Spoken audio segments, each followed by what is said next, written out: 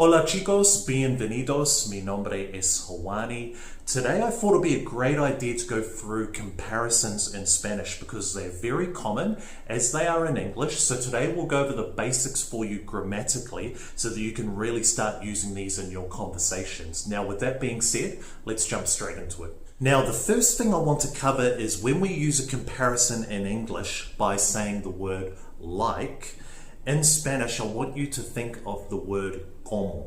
So obviously you would have heard this word a lot. It has a few different meanings, of course, depending on the context. And in this particular context, it means like when you're making the comparison. So if I were to say, she is like my sister, I would say, ella es como mi hermana.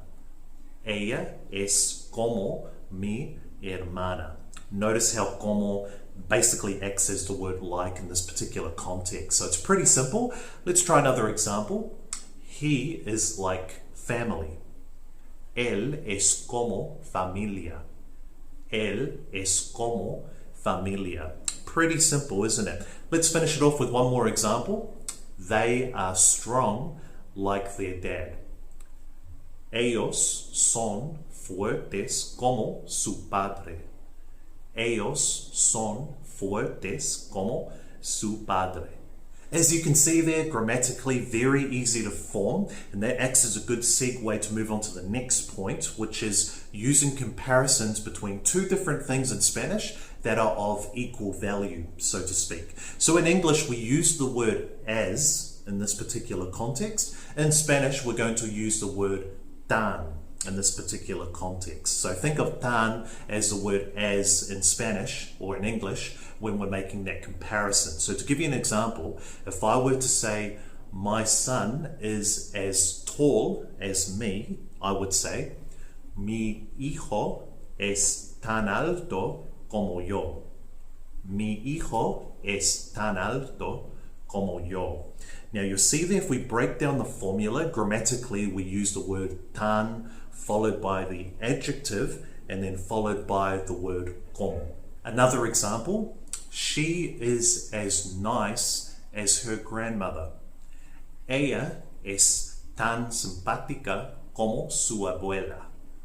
Ella es tan simpática como su abuela. So you'll notice that formula again, using the word tan, followed by adjective, followed by como. Now, personally, I love this construction because you can simply put the word no in front of it to make a comparison between two things that are unequal.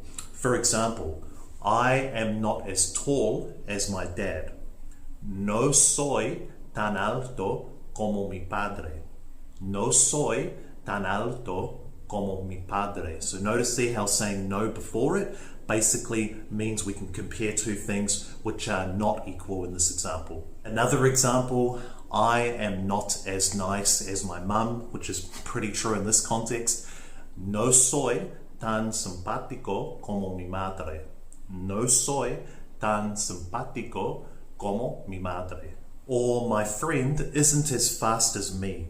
Mi amigo no es tan rápido como yo. Mi amigo no es tan rápido como yo.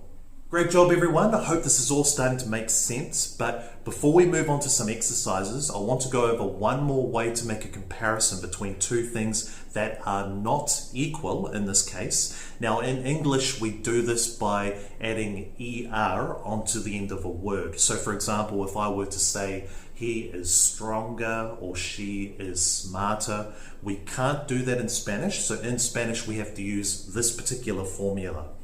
Más plus the adjective plus que. So notice how que in this example doesn't have a tilde above it. Okay, it's just simply que. And the reason that is because we're not using it as a question in this context. Por ejemplo, soy más fuerte que mi hermano. Soy más fuerte que mi hermano. So I am stronger than my brother. Or she is shorter than me. Ella es más baja que yo. Ella es más baja que yo. As you can see, pretty simple, isn't it? Let's try one more example. She is skinnier than me. Ella es más delgada que yo. Ella es más delgada que yo. Good work, everyone. Before we move forward, one really important thing I want you guys to be aware of is that when we use this particular structure, comparing two different things. So for example, if I were to say, your house is bigger than mine, when we say mine in this context in Spanish, we would either say el mío if it's masculine or la mía if it's feminine. So let's use that example. If I wanted to say your house is bigger than mine, I would say in Spanish, tu casa es más grande que la mía. Tu casa es más grande que la mía. Or your car is bigger than mine. Tu coche es más grande que el mío. Tu coche es más grande que el mío. As you can see there, getting a little bit more technical, but it's just something I wanted you to be aware of for future reference because it has tripped me up a few times, so to speak. Now, without any further ado, let's put this all into practice. So remember, the best way to internalize these, in my personal experience, is to practice saying these out loud, but also practice forming some examples in your head and then going out there and putting into practice in your conversations. So let's start with some exercises. The first one, how would you say in Spanish, she is like my mum? So she is like my mum. I'll give you 10 seconds. How would you say that in Spanish? But remember, feel free to hit pause on the video if you need more time.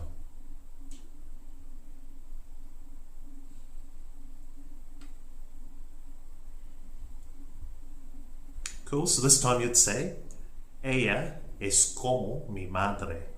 Ella es como mi madre.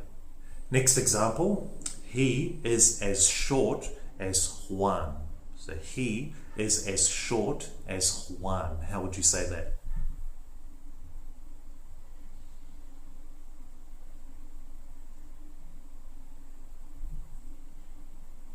This time you'd say, él es tan bajo como Juan.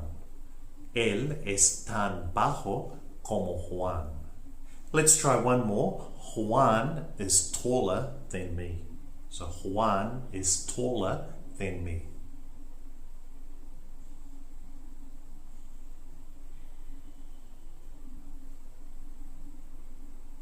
This time you'd say, Juan es más alto que yo. Juan es más alto que yo. Buen trabajo, chicos. So I hope you went well. Even if you got those questions wrong, in the end, it doesn't really matter. As I always say, making mistakes, it's all a normal part of the process when you're learning a foreign language. And if you don't believe me, ask my Spanish teacher. Even after 6.5 years of learning Spanish, I still make mistakes quite regularly. So it's all normal. If I can be of any assistance with anything else moving forward, again, please don't hesitate to leave a comment or a question in the comment section below. And apart from that, I will see you in the next one. Hasta pronto.